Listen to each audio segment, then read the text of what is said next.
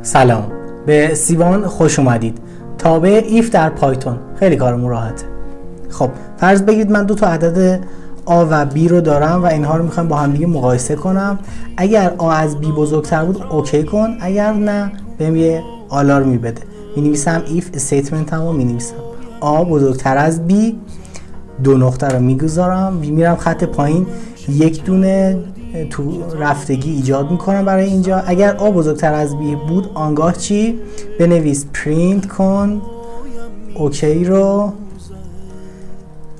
در غیر این صورت چیکار کن؟ else دو نقطه print not okay. به همین راحتی و جواب میگه not okay. اگر این ویدیو رو دوست داشتید لطفا لایک کنید، کامنت بذارید برام و برای دوستاتون بفرستید.